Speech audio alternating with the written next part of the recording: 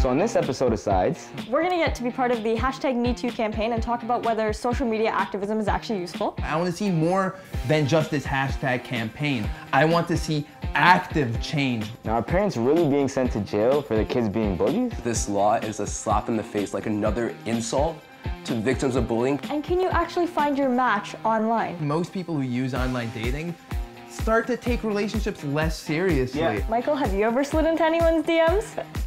No. Girl slid into my DMs.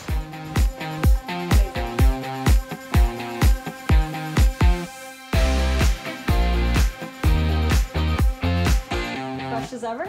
You feeling it? Yeah. Feeling it. Alrighty. Let's get to our okay, no ways, which is the part of the day where we talk about the things that we're loving and the things that we're hating. Michael? Awesome. You're So up first. my okay for this week is Normani Kode. She is a singer and she's part of the girl group Fifth Harmony. So she had a little accident on stage and she slipped, but why it's an okay is because of how she recovered. You know, she did it like a diva. She must have took tips from Beyonce or something. And as a performer, like those moments, we fear those moments, but how she handled it was amazing. Love it. And my no way for this week is there's a picture going online that's viral right now.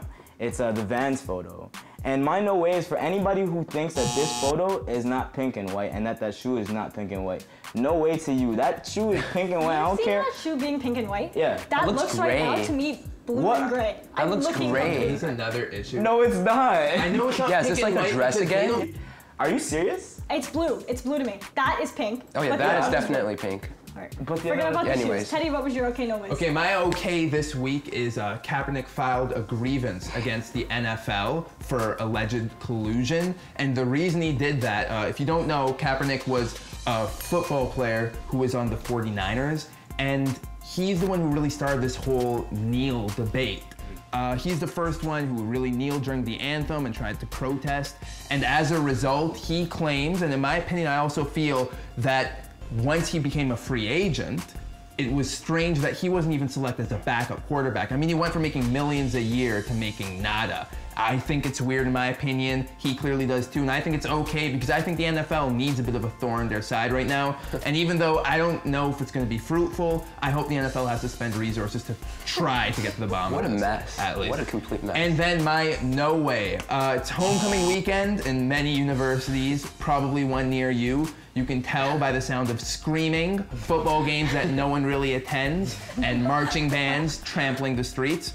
Now don't get me wrong, I'm a university student too, and it's okay to have a little bit fun. If you're climbing on a roof and you accidentally knock over a couple shingles, or you knock someone's plant over, these are bad things, yes, but they're not bad to the level of what my no way is. My no way is people who go out of their way to be destructive just for the sake of it. People who are jumping on the hood of cars and trying to dent them. People who smash tables. People throwing full cans at people's heads. I mean, people say, oh, I was just a little bit drunk, but there comes to a point where you're being irresponsible for the sake of being irresponsible, and being drunk isn't enough of an That excuse. seems pretty unsafe. Wow. Frank, your no ways, your okays? So my okay this week is the Motion Picture Academy finally expelled disgraced producer Harvey Weinstein. And I mean, honestly, it's about time we got rid of this alleged serial sexual harasser. I mean, like, a lot of young boys and men, I think, they look up towards other men in power, and the decision by the Academy to suspend and expel him from the Academy sends a great message around the world that this type of behavior will not be tolerated, will not be ignored, and will lead to very bad consequences. So my no way this week is, okay, so I'm in high school and I go to the Toronto District School Board. And this week they decided to change the word chief from some of their positions to other words like manager or like officer. And so what bothers me even more about this is that Indigenous people never asked for this in the first place, and they claim that it was in respect to Indigenous people. It's like, it's as if Indigenous people don't have their own voice and need privileged white bureaucrats to speak for them. and I just find it completely absurd. Okay, my okay of the week is the ICU grandpa. So this is David Deutschman, he's 82 years old, and what he does is he cuddles little babies who are premature in the ICU when their parents can't be with them. And I just think it's so sweet and so cute that he can help out these newborns and new parents, and just give people good feelings and good warm vibes. And look how cute he is with some little babies. He could really be doing anything else, but he's being a good human being, so I'm all about that. And my no way of the week is nostril hair extensions. So, as you can see, this is a new trend from the Instagram. I'm so not about it, because literally there's like spiders crawling out of your nose hole. No, this is real. And you know how I can tell you this is real? That's so cool. I tried this. And you know what the worst part about this is? You know how much you sneeze after you put those extensions into your nose? Are you joking? No, I sat there and I glued like little extensions around my nose hole, and I inhaled one, and I sneezed, and I thought I was gonna die. Can we like frame this photo and put it on our wall? Like this is like gold. You know what? Do they have them in different colors? I'm too cute for this anymore. Let's move on to our first topic of the day. Can a hashtag make a difference?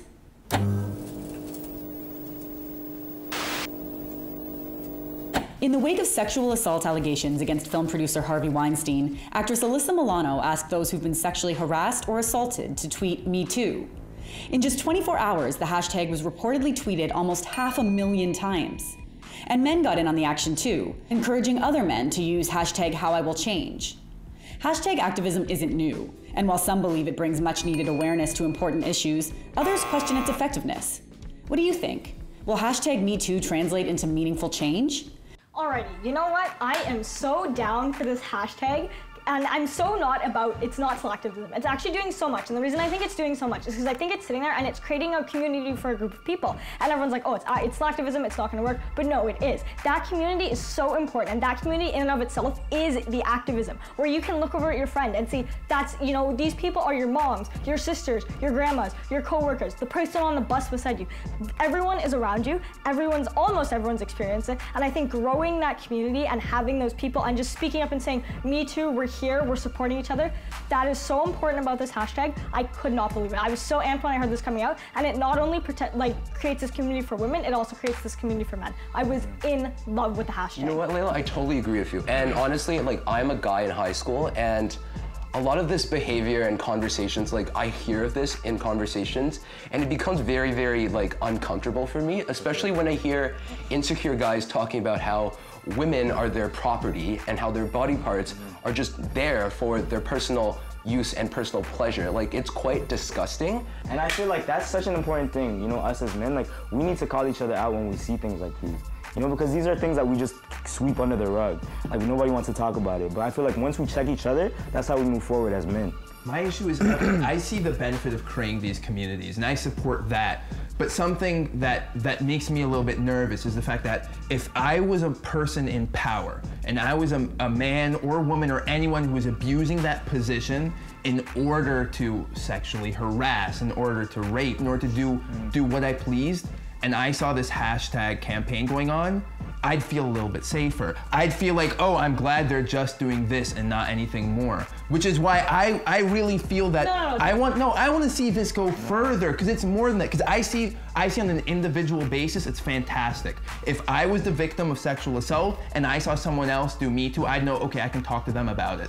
But I want to get the people in power who are doing this, and that's why I want to see more than just this hashtag campaign. I want to see active change within the industries. I don't think it's enough for kicking someone like Weinstein, who's allegedly been accused of all this, out of an association. Look, I want to see tangible action. I gotta disagree with you here, because when it comes to being strong and supporting each other, there is strength in numbers, and maybe people who are afraid to come out and actually take legal action before now can come out. So I think this is the first step to actually initiating what you're talking about. But now that's the issue. Legal action, that means it's already happened. Why are we accepting the fact that this is going to happen and then after well, you know what? This is one of those things where it's also this hashtag is not just about what has happened and creating that community. It's also about showing people this is such a widespread problem. We need to talk about it. We need to talk to our men. We need to talk to our women. We need to talk to our children and discuss this and make sure people are doing the right things properly. I think what we really need is more transparency. Let's hear this tweet. Okay, so Holly says, although I do admit that I resent the fact that women have to collectively victimize themselves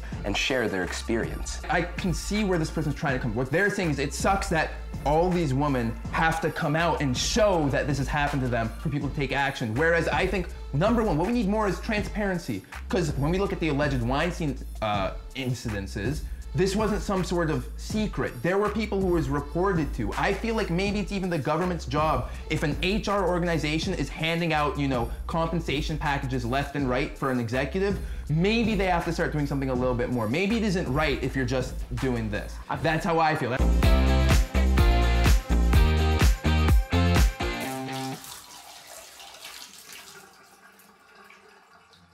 So my shower thought this week was, right now we're living in a world where finding Bigfoot and aliens are so passé.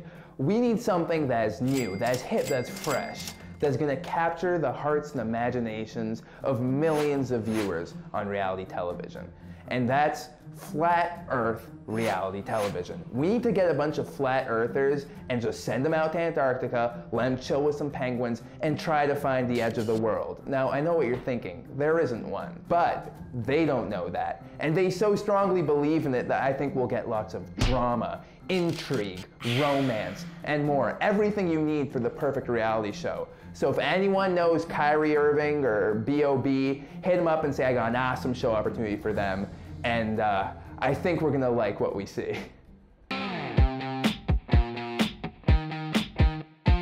If a kid is a bully, should their parents be punished?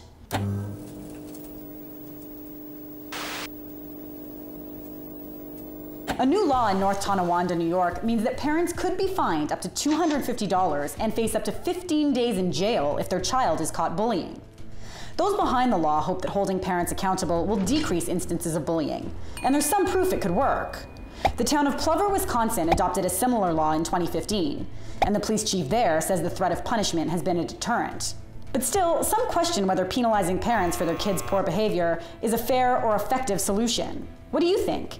If a kid is a bully, should their parents be forced to pay a fine and do the time? In my opinion, this is another example of people being too afraid to recognize the fact that our state has a responsibility to educate our children. And the reason I feel that is because these people are going to grow up to be citizens within our society. They're going to build our future.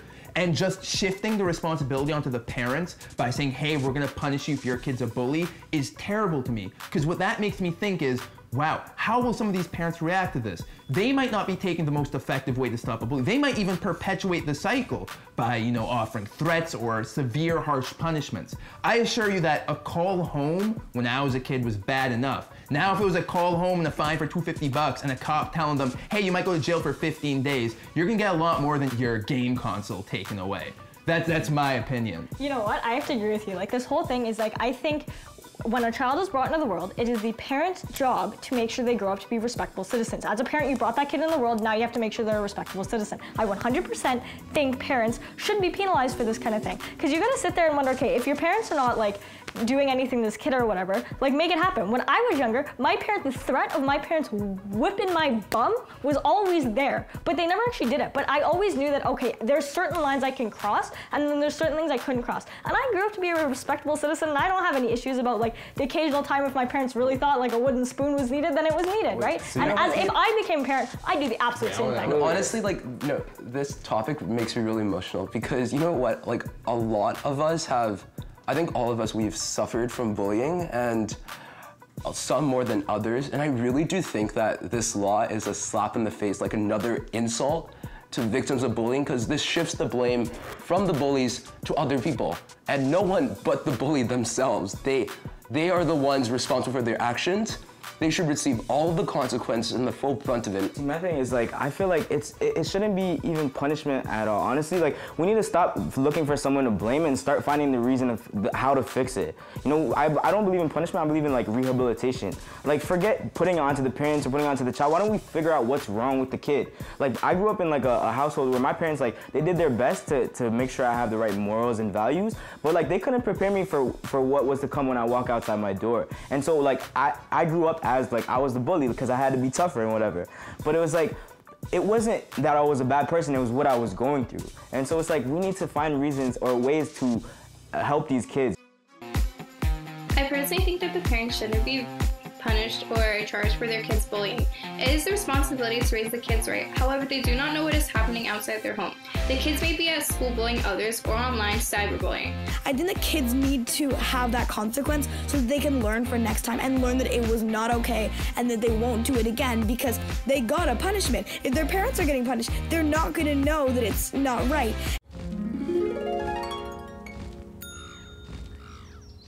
So my upside of the week is this super cute dog video that's so heartfelt and like heartwarming because this family had to like run away from their house in the middle of the night in California because of the fires and they had to like evacuate quickly and they couldn't bring their dog. So when they were allowed back home, they like went and like were gonna retrieve the dog's body from the house and they were all so depressed because the house burnt down and they're like, oh my god, our dog died too. And then when they got there, their dog came bounding out of the ashes of the house and they were like, oh, my dog is here, like thank god. And the dog was so happy to see them and then one of the brothers like whipped out his phone and was like, oh my god, here's the dog. And then it was so sweet and I'm really glad the dog survived and I'm really glad that family didn't have to go through like two tragedies, one of losing their house and then the other of like losing their dog. So earlier this week, the Tragically Hip's lead singer Gord Downie lost his battle to brain cancer and passed away. Now, Gord is my upside this week because of the incredible legacy he's left on Canadian culture, from his amazing work in music to his tremendous advocacy in First Nations issues. And I really do believe that he is a true Canadian icon and a hero, and all of us, no matter young or old, we will never ever forget him. My upside this week is after 3 long years, some students in ISIS-controlled Syria are finally going back to school. That's right, we've had troops push some of ISIS away from these strongholds, and we're seeing a glimmer of hope as elementary students who had to leave their schools years ago are donning their backpacks, getting their workbooks, and getting back to work. Education is what we need to preserve the future of these already compromised kids, and I am sincerely hoping that we can see a brighter future for Syria, even though there is still plenty of darkness to come. That's my upside. So my upside of the week is the new Black Panther trailer that just came out. I think it's amazing for Hollywood. We have an almost all black cast, from cast of the crew. You know, it's so diverse and it's celebrating, you know, people of color, black people, and I think it's so important, especially what's going on like in the world today. And we're even seeing diversity in the lead role. You know, Chadwick Boseman as, you know, Black Panther himself. Well done, Hollywood. It's amazing. Is 31 too young to run a country?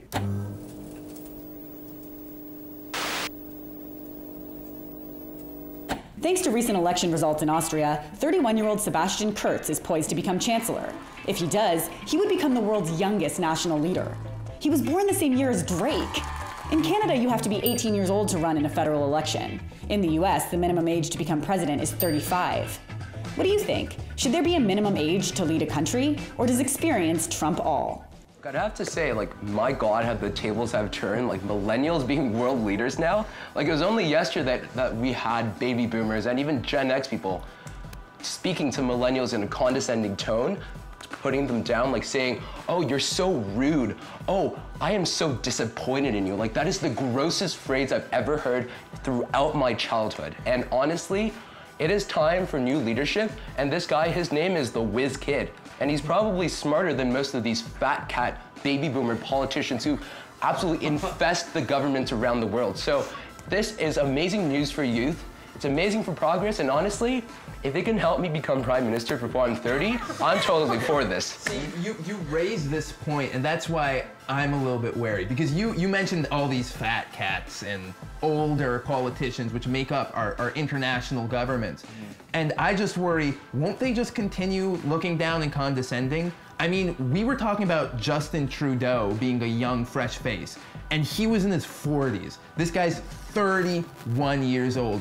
I'm afraid that if he was the leader of a country or a leader of my country, he wouldn't be taken seriously on the world stage. People would trample all over him at summits. Imagine. Well, look at him. Just look at his face. What do you mean? Imagine someone like look Putin. I think Putin would go up to him and just brush him over. He already stepped all over. That's the exact same argument that Donald Trump used against Hillary Clinton. Look where we ended up now. If we have a president like Donald Trump who can be president and be a Cheeto, like, man, we should be able to have a politician who's any age. It doesn't matter. The line has been crossed. Everything is okay now. There's an okay. Donald Trump. Actually, we got a tweet. We got a tweet. Let's listen. So Divian says, if you're old enough to serve the country, you're old enough to run it.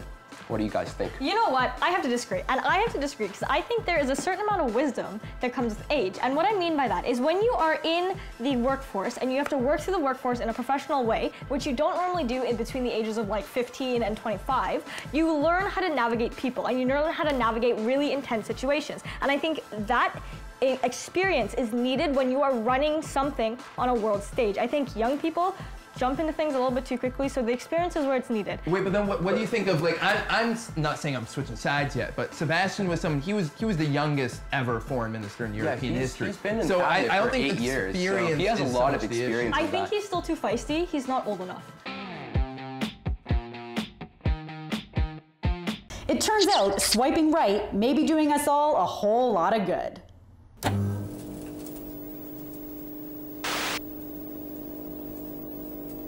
A recent report in the MIT Technology Review suggests that online dating is significantly changing the makeup of society. That's important, since it's reportedly the second most common way for heterosexual couples to meet, and the most common way for same-sex couples to meet. It used to be that people would date people linked to their friend group, but now strangers are dating strangers. And it's led researchers to hypothesize that it may have contributed to an increase in interracial marriages. There's also some evidence to suggest that married couples who meet online have lower breakup rates than those who meet in traditional ways. What's your take? Are you open to online dating? Or would you prefer to meet the old-fashioned way? See, I think online dating is trash. Like, I'm gonna be honest, like, I feel like our generation is so lazy. Like, we all want, like, love so fast, but nobody's willing to put in the work to find love or create love with someone. We'd rather just, like, oh, this person, we just say, like, this person doesn't love me, so I'm gonna go online and look for somebody who does. Like, forget that. Like, I feel like whole online dating is like it's like people shopping. And it's like, you must have something wrong with like your self-esteem or like your own confidence if you have to go online and look for somebody to love you or to love. You know what I'm saying? It's just like, I totally don't agree with that. No. I am 100% in disagreement with you because I think you spend a very large time of your life in a very small group of people. And I think in that small group of people, you may not find the one. So I think connecting online to people who you would have never connected to before is amazing. Like, I connected to my boyfriend semi-online, semi in like friendship because he knew someone I knew. But the reason that all happened is like I DM'd him, slid into the DMs. We had some fun with that. But anyway, moral of the story is the online aspect is really important. And I think things like Tinder, that's unique. I think like eHarmony and other things are really great. You can expand. And with the whole interracial thing, my parents are interracial, like are in interracial marriage. They didn't meet online, but that was a long time. That was a long time ago. There was no online when they met. But I think the point is that if it is attributing to like different interracial marriages, I think it's great because that really expands a person's horizon, expands a family horizon altogether. That's my whole thing, but no, you're talking about your relationship, and I can get that. But I feel like most people who use online dating start to take relationships less seriously. Yeah, exactly. I feel like it's other ways. Like not only wham bam, thank you, ma'am. It's more of a seeing dating as less of trying to get a relationship and seeing it more as something to do for fun. I mean, I have friends who have dating apps who've never even met people on the dating app, and they just use it to swipe, text, and then that's it.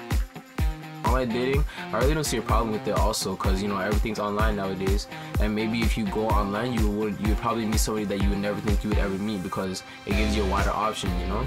In my opinion, I would rather meet people the old-fashioned way rather than online dating because with online dating, people do lie to you about who they really are, and that could lead up to being catfished. And I know people who actually dedicate years of their life to this one stranger.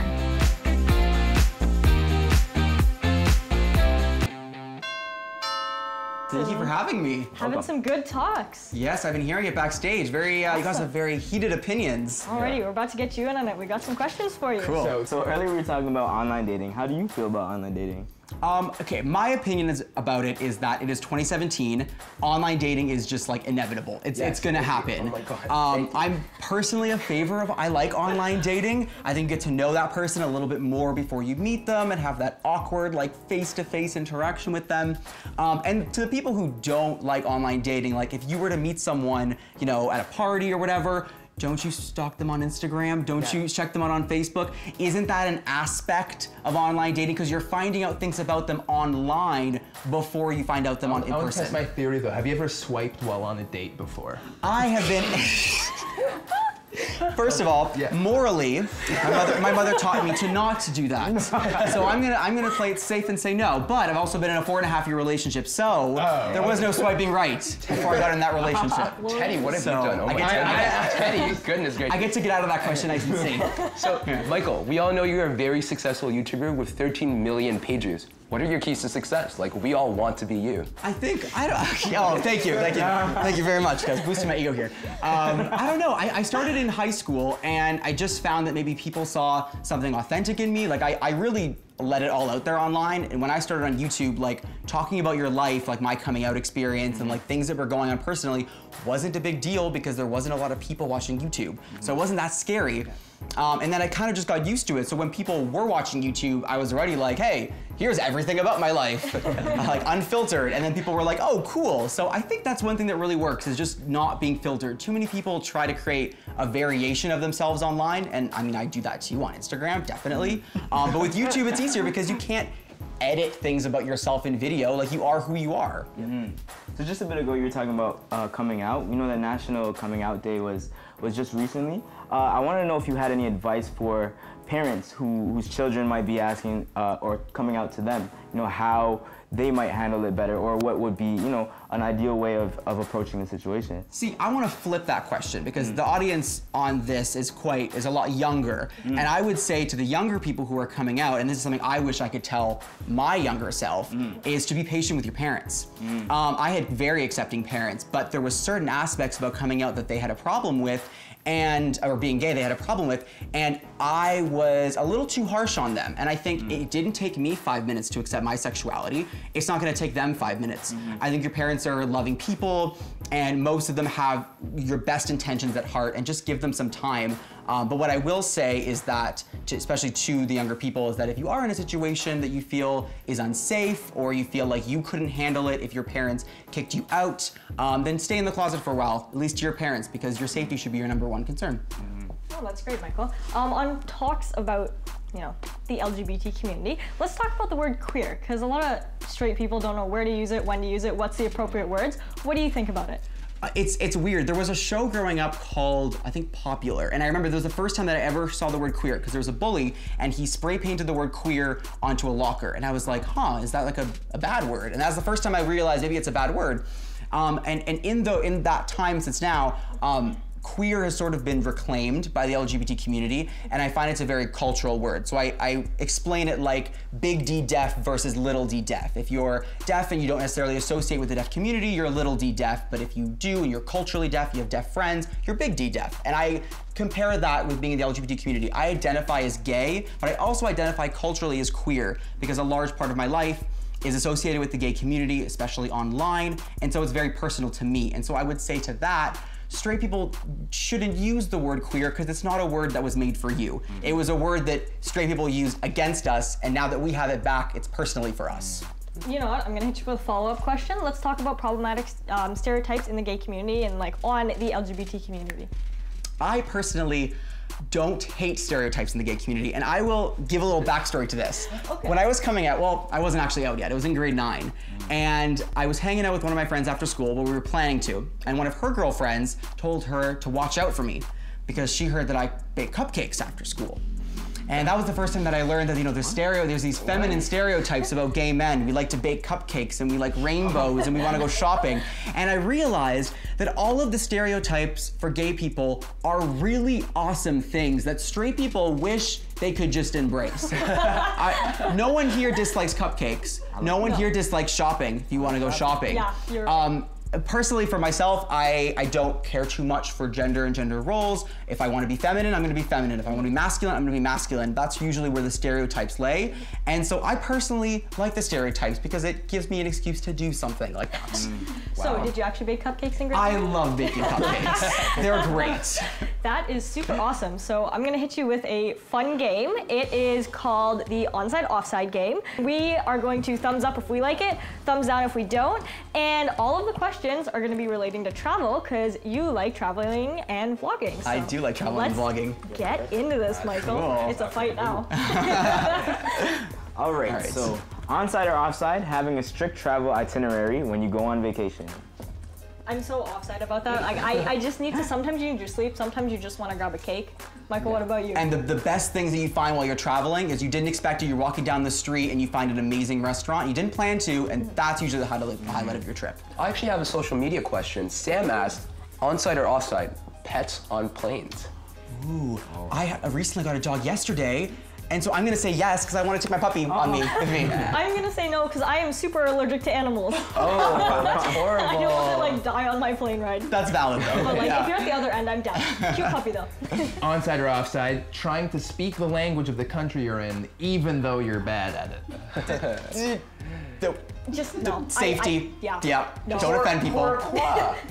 Just speak English. No. Just speak English. Just speak English. I'm a physicist. I know ancient Greek. I'm not about to integrate that into anything. Yeah, I remember the first time I ever went to Italy. I don't remember the word, but it was the only word I knew in Italian. And I got off and the plane, we were going to get out of our hotel, and I started just saying the word, and people were looking at me, and they were just like, "Yikes! What is he doing?" And I was like, "Okay, maybe I have to check myself a little bit first." All right, onside or offside, people who clap when the plane lands. No.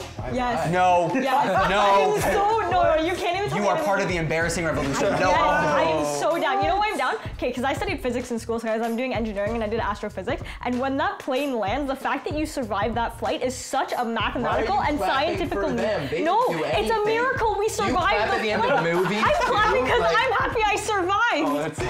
Get on plane. You know what then? Make a personal clap. Be like, I am so happy. But we just, collectively as a plane, as a community, we just look stupid. I'm gonna say it. We're all thinking it. At least I'm thinking it. I feel like every pilot's just embarrassed for their bad jokes. So let me ask you All right, guys, we got time for one more question. Let's go. onside or offside. It's a hot place you're going to. Can you change into your shorts on the plane when you're flying?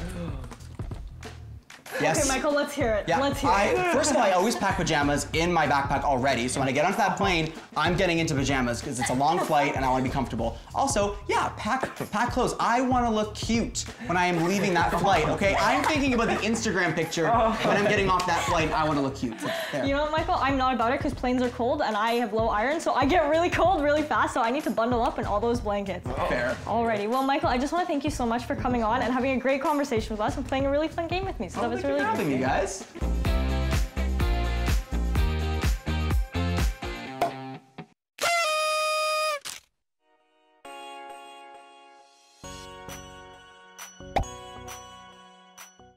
Tyrone, you're the most coolest adult I know. I don't even know you. What's your name? Laila? Cut. I want to know if there was any advice you would give to your younger self or just towards youth in general.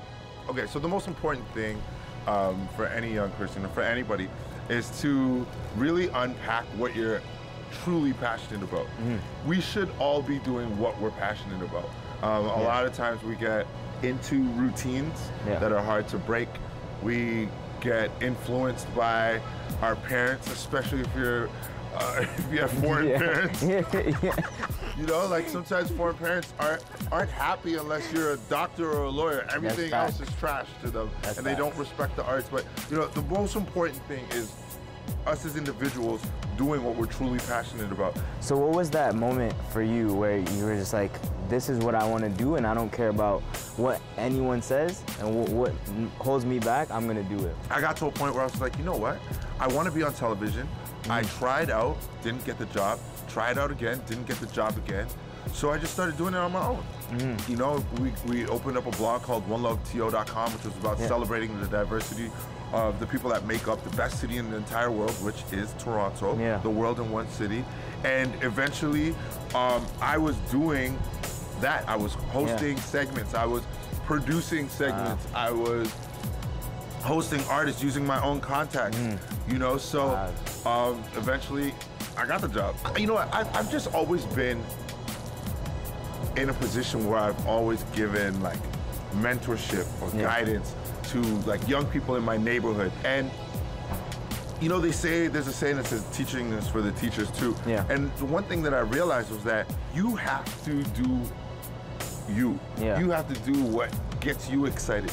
You have to be able to create a plan that you're so confident in and so dedicated to that when you go through good times and bad times, you're able to stick it out. I want to know, if you could live in a different era, what would it be? The idea is, no matter, if you got to choose what era you could live in, whether you were going to be, you didn't know if you were going to be a man or a woman. You didn't know if you were going to be white, black, Filipino, whatever. You didn't know if you were going to live in Atlanta, Georgia, or Guatemala. If you just had to pick a time to live in, the best time would be now. Why? Because it's a time where finally it's less violent. We also live in a time where more people are educated. We also live in a time where obviously we've never been this advanced with technology. There's so many like legit reasons why, even though there's tons of things happening around the world, and there's still sickness and death and climate change is a real thing. We still live in a time now that is the best time to be alive. Well, thank you. Thank you so much, Tyrone. Pleasure to meet you, Frank. Really cool. I'm just playing, man. You gonna beat me up? You're still the coolest adult I know, Mr. Tyrone. You're the coolest almost adult that I know. So I want to bring in this point that came in online on the Me Too hashtag. It said the people who perpetuate these crimes and sexist attitudes will not take a social media campaign very seriously. This will not likely lead to any accountability on their part. In other words, this is just preaching to the choir. Frank, what do you think about this? Are we just talking to the people that are already converted? Honestly, Rhiannon, I think we should do what they do in the hate rallies in terms of finding these people at these rallies or finding these alleged sexual assaulters or harassers online and doxing them and finding all the information out so their employer fires them and they receive the full consequences. Do you think people should name names? Do you think people should name names? I don't like this because there have been so many witch hunts with doxing, and I think of specific situations. I think of, the Boston bomber, for example, how news organizations were showing this picture that was shared by people online who said, yes, we found this bomb, and it was completely wrong. And his family was harassed, and I think that was a completely different. No, I think it's the same because case. people could dox the wrong person. I mean, think of Beyonce's Lemonade when she was talking about Rachel Ray, people got confused and people Becky with the good hair. Like I mean, people will make mistakes, and I don't think it's the place of the public to be doing this. Law enforcement, on the other hand. But how does somebody pay if they're not named? I mean, Harvey Weinstein's been named, now he pays. You know what, I have to agree with Brandon. Like, you gotta bring them out of the bushes and actually show them the light for them to actually have anything to So, necessary. Just on the too young to lead one, this tweet came in from Jeff, and he said, I feel like a teenager would be incredibly unlikely to win any public election, so why not give them a chance to try? And that's kind of an interesting angle. It's interesting, too, that Sebastien is actually very right-leaning. So it's not, he doesn't represent the ideas that most young people represent. What do you think, Frank?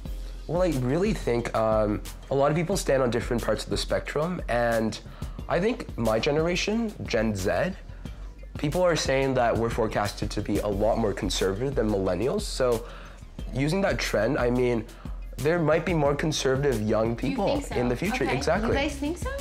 No, I don't think so. I think like just growing up and with the internet and having that access to knowledge and everything will push people to be, I think it'll push people to be more fiscally conservative, but more liberal in their social values. So the last one came in on the parents and bullying topic, and it said, well, I agree that parenting plays a significant role in the way that kids treat their peers. I think it's absurd to hold parents accountable for actions they didn't even witness or have the opportunity to intervene on. So basically like out of sight, out of mind. If a parent's not witnessing it, how can they actually really get involved or be responsible? What do you think about that, Mike? Yeah, I feel like I totally agree. Like if parents don't know what's going on, how are you gonna punish them? Like I said, like our parents don't know what goes on after we leave the house. We can't be responsible for every single thing yeah. we do. So how are we just gonna shift the blame onto our parents? Cool. Okay, thanks guys. Nice talking to you.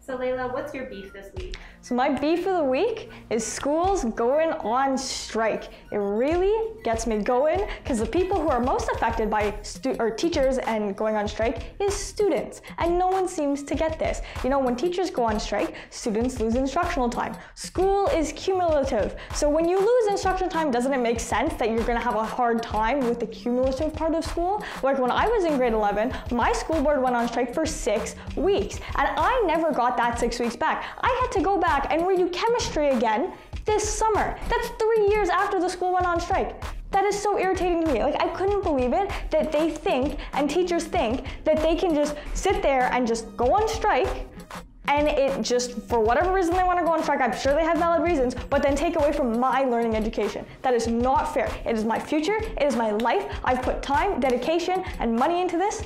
Teachers are really grinding my gears. Admin is really grinding my gears. No strikes. I'm not about that life. Something I didn't get to say was something that I think is actually a little bit positive about online dating. And that's the fact that it's gonna start to get rid of that awkward friendship to relationship stage. Because sometimes you're going to know a person for a while and you're gonna be like, dang, I'm really interested in them. I'd love to ask them out. But you have to think of so many different things. One thing is, what if they've already dated one of your friends before? What if one of your friends is already super interested in them? When you go on online dating, you don't really have to worry about finding a hookup who has already met another one of your friends, especially if you live in a big city. I mean, there are literally thousands of potential people who would have never met any of your friends before. So you're not gonna have to have any awkward conversations. You're not gonna have anyone at your wedding getting really drunk and making a toast about how she ended up with the wrong person. You know, typical relationship stuff. It's rolling. Yep. This one's blinking. Like, how can you walk back from that statement? Okay. How could you? My mom and I